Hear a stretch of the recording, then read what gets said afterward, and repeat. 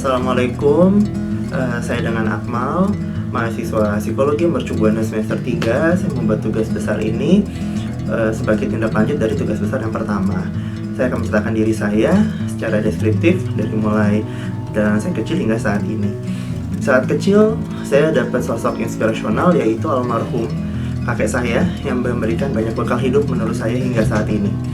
Sebetulnya dari hal-hal yang kecil seperti bangun pagi, sholat subuh berjamaah, dan ya alhamdulillah itu yang membentuk saya hingga saat ini, dan juga saya bisa terapkan di anak-anak saya karena anak-anak saya masih usia SD dan TK.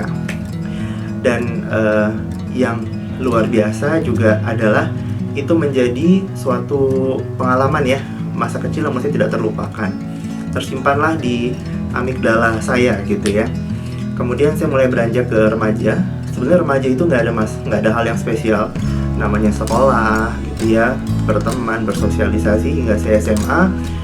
Bukan yang ranking gitu ya, harus ranking 1 sampai 3, tapi saya lumayan ada di top 10 gitu ya. Tapi menurut saya potensi saya belum ada yang tergali dan keluar saat itu. Saya belum mengetahui apa sih yang benar-benar saya miliki, yang saya inginkan.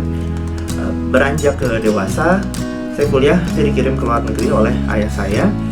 Disitulah saya mulai merasakan adanya dorongan, mungkin adanya satu ambisi untuk bisa keluar dari zona nyaman 180 derajat sangat berbeda. Saya bertemu dengan masyarakat yang sangat heterogen, kadang-kadang ada sisi diskriminalitasnya juga, tapi saya harus survive, harus studi, dan alhamdulillah dengan pengalaman setahun itu saya banyak sekali dapat experiences yang luar biasa. Namun saya kembali lagi ke Indonesia karena saat itu lagi sedang ada krisis, dan saya harus berhenti kuliah saat itu. Saya bekerja di perusahaan pertama saya. Alhamdulillah saya ketemu lagi dengan lingkungan kondusif yang memberikan saya banyak edukasi non formal dan juga membentuk saya sebagai public speaker ya, sebagai trainer. Dan alhamdulillah itu menjadi modal yang sangat kuat dengan prestasi-prestasi yang waktu itu juga saya dapatkan, dan achievement yang luar biasa di usia masih sekitar 24-25 tahun saat itu.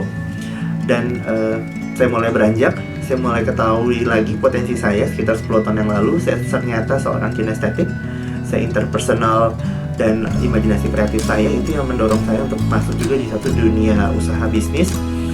Dan disitulah saya merasakan manfaat saya. Dalam arti kata, kita sebagai orang sukses bukan seberapa banyak yang kita dapatkan, tapi kita menjadi apa gitu ya. Yang menarik adalah Carl Rogers bilang freedom to learn. Itu saya dapatkan dari saya kecil hingga sekarang.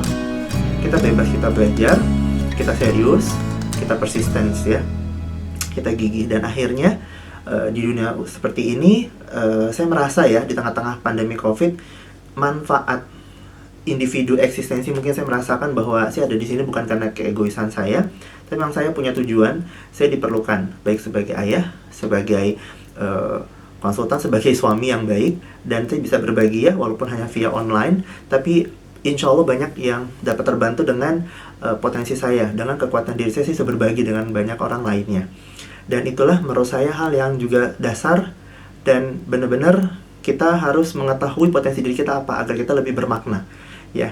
Jadi kita pasti punya tujuan, dan mudah-mudahan hal yang saya sharing saat ini bisa menjadi manfaat juga, dan kita ke depan bisa lebih sukses lagi, ketahui potensi diri, kekuatan diri Anda, dan Anda terus berkembang dan lebih bermanfaat bagi sekitar kita. Terima kasih.